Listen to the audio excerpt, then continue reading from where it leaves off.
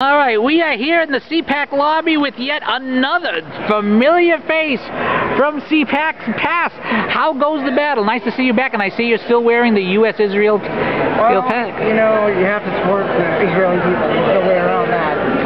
You know, I've noticed, and this is something, although this is not what I'm actually interviewing you about, that the people who tend to always be on the opposite side of the U.S. always seem, you know, the greatest villains in the world always seem to hate Israel. You see it over and over again. Have you know? Yeah, I don't know why.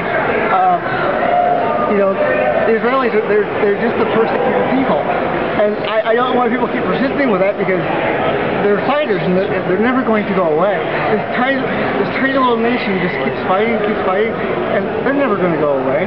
Now, this is the second or third time that I've interviewed you here at CPAC. I believe it's probably the third. Yeah. Third time. I've interviewed you every year that I've come. Now, are you expecting anything special concerning this year's CPAC? Special?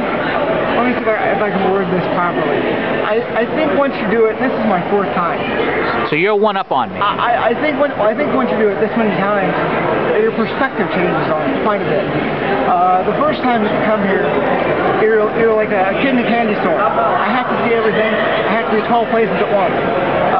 By the time you get to the fourth time, you're a little bit more laid back, and you can pick and choose a little bit better because you've seen certain speakers 2, 3, 4 times.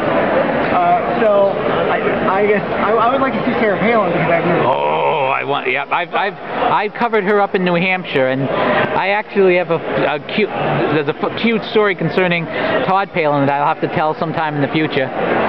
But for the most part, you know, now that I've done this 4 times, I can make choices a lot easier than I used to.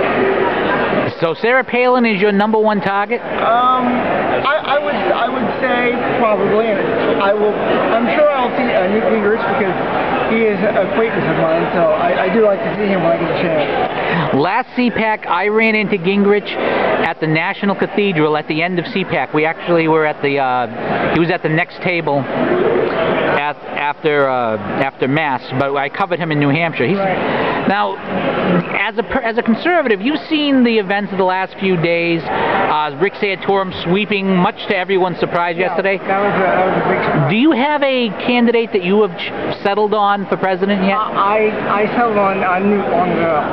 And why Newt Gingrich? Well, I've been following Newt for years. He is very conservative. There are times when he splits up, but for the most part, he's pretty solid, and he is a very, very intelligent man. I think when you line up all these candidates up, he's by far the most intelligent man out there. Well, he's an incredible speaker. I covered his debate with Huntsman, and I tell you, that man knows what he's talking about. Incredibly articulate. He knows 1,000 things about 1,000 things. I've never seen anything like it. And I know for a fact, there are a lot of people who believe that, you know, Newt won't get the nomination, and if we look at it, he probably won't.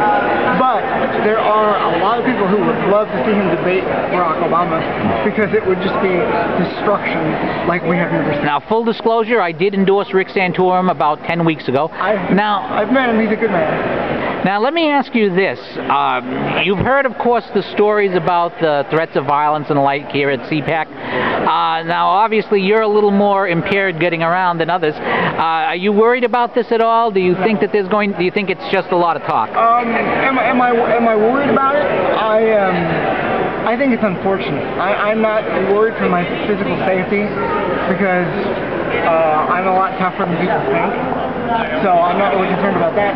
What bothers me is that there's a group of people who don't agree with us, and that's fine, but they have no right to come here and ruin an event that so many people have put so much work into, and other people come to have a good time at it. Now, have you been blogging yourself at all? I do blog, but I don't really do policy blogging anymore. I do a lot of tech blogging now for an outlet called Philip Angle. We cover enterprise class computing.